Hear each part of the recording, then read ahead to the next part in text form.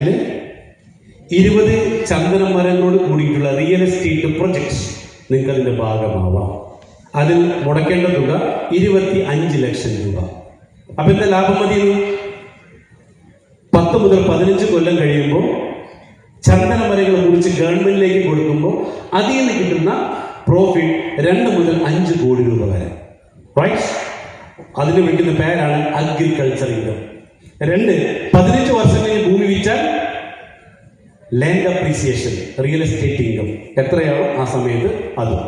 ഒന്നാമത്തെ പ്രശ്നം വരുമാനമാണെങ്കിൽ, രണ്ടാമത്തത് അതിന്റെ കൂടെ എന്തുണ്ട്?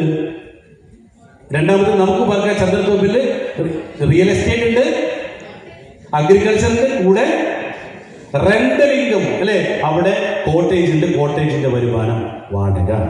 ഈ മൂന്നാമത്തെ പ്രശ്നത്തിന്റെ പ്രത്യേകത, ഇവിടെ ഈ 3 പുറമെ ഇന്റഗ്രേറ്റഡ് ഫാമിംഗ്, അതായത് fruits, vegetable, chicken, fish, egg തുടങ്ങിയുള്ള എല്ലാ സാധനങ്ങളും അവിടെ ഇതിൻ്റെ അകത്തുണ്ട്. അപ്പം എന്തെങ്കിൽ വരുമാനം കുറച്ചും കൂടെ മറ്റതിനേക്കാളും കൂടുതൽ കിട്ടുന്നു. ഓക്കെ, അപ്പം ഇതിൽ പശുക്കൾ വരുന്നുണ്ട്, ഫാം ടൂറിസം ഉണ്ട്, ദെൻ സാൻഡൽവുഡ് 3000 ചന്ദനമരങ്ങൾ വരുന്നുണ്ട്, നേഴ്സറി ഉണ്ട്, ദെൻ സാൻഡൽവുഡ് റിസർച്ച് സെന്റർ.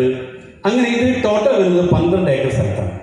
മറ്റേത് 10 ഏക്കറായിരുന്നു. പിന്നെ ഒരു 80 സെന്റ് കൂടെ എക്സ്ട്രാ മേടിച്ചിട്ടുണ്ട് ഇൻവെസ്റ്റേഴ്സ്. 10 ഏക്കർ നമ്മുടെ പ്രൊജക്ട്. ഇന്നലെ 80 സെന്റ് കൂടെ എക്സ്ട്രാ ആഡ് ചെയ്തിട്ട് 11 ഏക്കർ 30 സെന്റ് ആയിട്ടുണ്ട് കേട്ടോ. ഓക്കെ, അവിടെ നമ്മൾ തൊട്ടപ്പുറത്തുള്ള ഒരു വീട് കൂടെ ഇന്നലെ വാങ്ങി സ്പാ ചെയ്യാൻ വേണ്ടിയിട്ട്, അപ്പോൾ അതും കൂടി ഉൾപ്പെടുത്തിയിട്ടുണ്ട്. Okay, yes.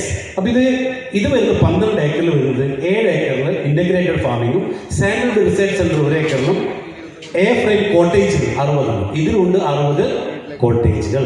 ഓക്കെ, അപ്പൊ ഇതില് വരുമാനം കിട്ടുന്നത് 1 ഇന്റഗ്രേറ്റഡ് ഫാമിങ്ങിന്റെ വരുമാനം, 2 farm tourism, 3 sandalwood, 4 nursery, 5 sandalwood research centre, property value appreciation. ഇങ്ങനെ ഇതിന് ടോട്ടൽ കമ്പനിക്ക് ഇട്ട വാല്യൂ 100 കോടി രൂപയാണ്. 100 കോടി. ഇതിന് കിട്ടുന്ന വരുമാനം ഇയർലി കമ്പനി പ്രതീക്ഷിക്കുന്ന ഇൻകം 36 കോടി രൂപയാണ്. അതായത് 100 കോടി ഇൻവെസ്റ്റ് ചെയ്ത് അടുത്ത കൊല്ലം ഇത് ജനുവരിയിൽ സ്റ്റാർട്ട് ചെയ്യുമ്പോൾ വരുമാനം വരുമ്പോൾ 36 കോടിയാണ് ഒരു വർഷത്തെ ടോട്ടൽ കിട്ടുന്ന കമ്പനിയുടെ റവന്യൂ. ഇവിടെ നമുക്ക് പാർക്കാൻ ചന്ദനത്തൂരിൽ എത്ര കോട്ടേജസ് ആണെന്ന് പറഞ്ഞത് ഓർമ്മയുണ്ടോ? നമുക്ക് പാർക്കാൻ ചന്ദനത്തൂരിൽ എത്ര കോട്ടേജസാ? എത്ര? 150 അല്ലേ? അപ്പൊ ഈ 150 കോട്ടേജുകൾ പെർ ഡേ വാടക കൊടുക്കുന്ന എത്രയ്ക്കാണ്? 20,000 അല്ലേ? അപ്പൊ നമുക്ക് നോക്കാം, 150 × 20,000 × 365.